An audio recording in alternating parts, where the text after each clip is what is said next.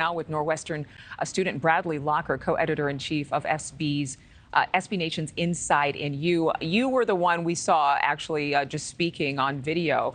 But can you just tell us, before this investigation happened, before the suspension, before the firing, what was Coach Fitzgerald's reputation and perception on campus?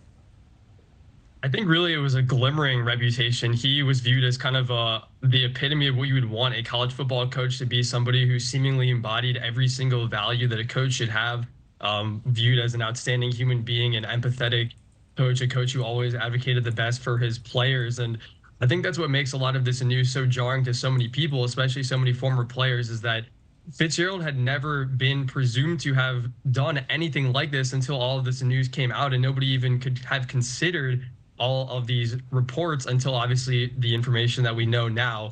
And again, it's just a stark contrast compared to the perception of Fitzgerald before this entire situation has really unfolded. I mean, a long legacy, a 10-year contract at the school. We know he was suspended before he was let go because of not stopping hazing. Can you catch up our viewers? What exactly is that hazing? Define that for us. Sure thing. So the hazing alleged by multiple former players, including one I spoke with who was a very recent former player, involved coerced sexual acts and physical and emotional harassment, including the quote unquote running activity in which 8 to 10 players would dry hump a younger player, usually in masks.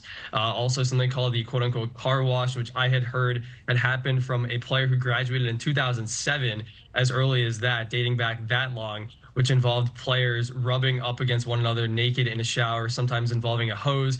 There were also allegations of, I heard about what's called quote unquote rap battles, in which players were encouraged to share gay language with one another in private settings behind coaches' doors, as well as Gatorade shake challenges in which players sometimes vomited because they had to drink so much of Gatorade shakes.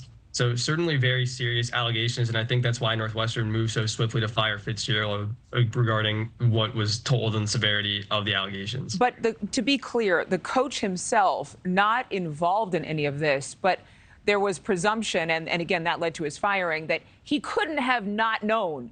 And I know that's a double negative, but who is it that spurred on this unhealthy environment among the team?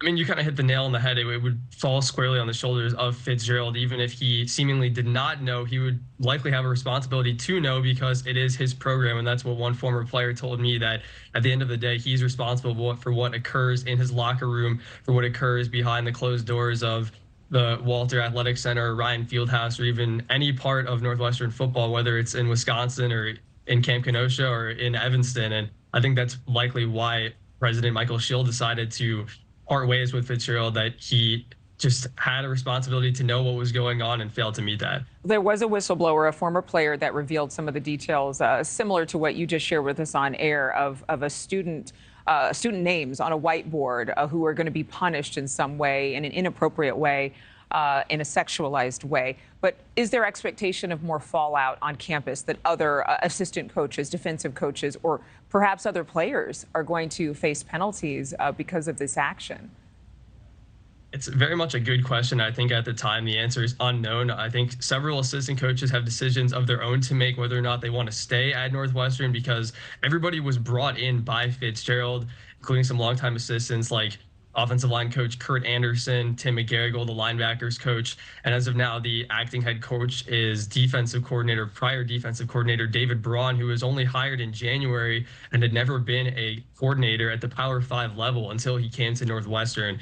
And regarding the discipline for players, I know that's something that a lot of people have been wondering about. And I would also say it's definitely possible, but I'm sure the university will be looking into more specifically what actually happened and if there are players who have emerged as perpetrators in the reports and the additional details that they've discovered. I think it's also important to know a lot of these students would be adults, 18 and up, when this participation or these hazing incidents have happened. It might point to the fact that we need to change culture. Why would none of these students speak up sooner? Why in the world would they think it's okay and not complain? And maybe even think, that the participation was actually expected? That is a big concern. Bradley Locker, thank you for your time. Thank you for watching. Go to newsnationnow.com to find NewsNation on your television provider. And don't forget to click the red subscribe button below to get more of NewsNation's fact-driven, unbiased coverage.